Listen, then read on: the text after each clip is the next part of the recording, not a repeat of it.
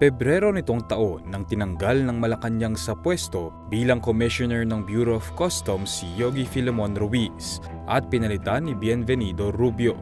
Kapansin-pansin din ang pagkakaroon ng balasahan sa mga opisyal at kawani ng customs. Bagamat kapansin-pansin ang magkakasunod na hakbang ng kawanihan para tapusin ang smuggling, hindi pa rin kasi nito maikakaila na nananatiling dagok sa BOC ang pagsawatas sa korupsyon. It's designed to look at the overall performance of our ports. No? I think each manager is entitled to actually reshuffle or replace people he feels are not in line with his policies, especially the goals that are given to him, no? The targets that are given to him.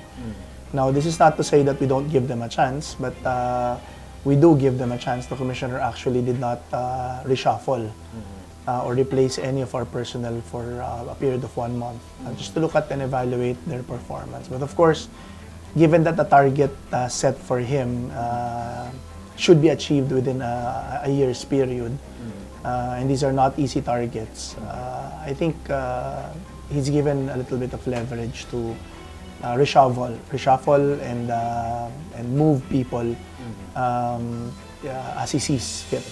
What are the positions that are very much affected? Hindi nga sa taas, investigation, can you tell us? Critical, of course, are the district collectors. Kasi they are our generals on the ground. They're the implementers of the policies that are being made by the upper management. So technically, they're going to be affected. No? But more than that, there are key offices also that are affected, especially those that are involved in enforcement and intel, as well as assessment. No?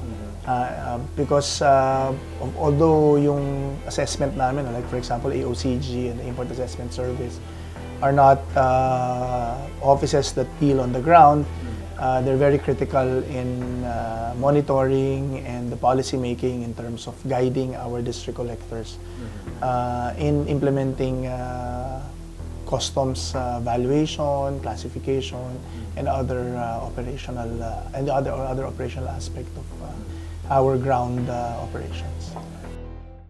Issue 1-on-1.